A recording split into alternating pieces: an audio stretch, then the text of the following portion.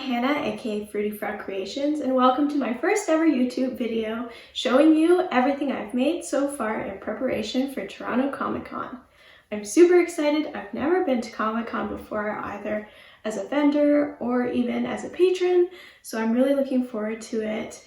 I can't wait to see everyone's cosplays and kind of get a feel for the experience as a vendor, and I've made a lot of exciting stuff. I have a lot more, so much more prep to do in the next month, counting down to Toronto Comic Con, but for now I'll show you everything I've made so far this year. So, starting off with the cottagecore collection.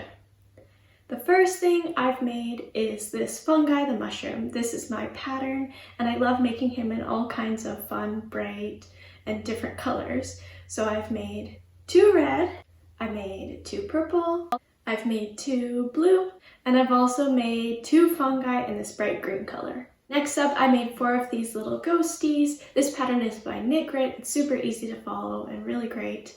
Kids love this, adults love it. It's just adorable, and it's a perfect little ghost pattern. So far, I've also made 5 of Cornelius. I made this pattern back when the Corn Kid and the Corn Song were trending, but people still love him because he's just so adorable. You can put his ears up like this, or keep them down. And yeah, I've made 5 of these. And of course, I have 3 of my favorite little guys. This is Frederick the Frog. He's, of course, my namesake of my business. Gotta love the frogs. Super popular. And I think I might make some other ones, maybe some Pride Flag theme Fredericks or something else kind of cute and fun. But for now, I've made 3 green Frederick the Frog. So now let's move on to the market collection, which is all of my fruit. So far in prep for Comic Con, I've made 2 Sally the Strawberry. I love this pattern. The calyx, the green part on the top, is actually from a pattern by Club Crochet. I think it's originally by Droopy Zoo, but the bottom base I made myself, kind of made it more pointy.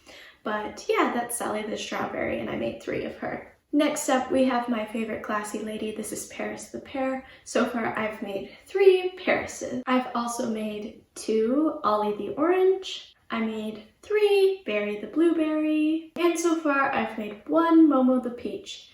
And of course, it's gotta have the booty in the back. Next up, here's what I've made so far from the treat collection. So I've made 2 of these little soup dumplings. This is Xiao, the Xiaolong Bao. And he's super cute. I love him so much. And I've made 2 so far. And then I've also made a bunch of boba, bubble tea, whichever you want to call it. This pattern's by Maddie Uni, and I love making them in all sorts of different flavors. So I've made 4 of these in this milk tea flavor. I made 2 boba in this peach flavor. I've made 2 taro flavored boba so far. I've also made 3 strawberry flavored bubble tea. And lastly, I made 2 green tea or matcha flavored bubble tea.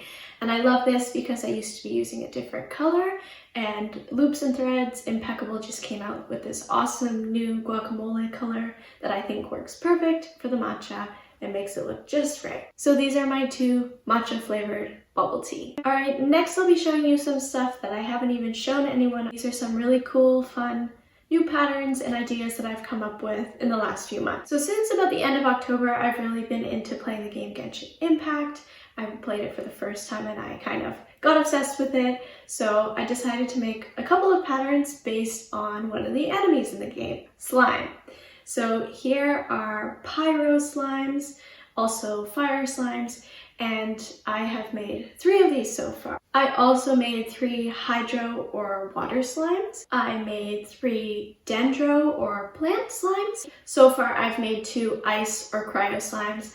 I have 1 more in the making, but it's a little bit more complicated to do. But I think these turned out perfect. They look so good and I'm really happy with that. And the last slime I made is this awesome geo or rock slime. It's another one that's a little bit more complicated, but I'll be making a couple more of these. So far I've made just 1.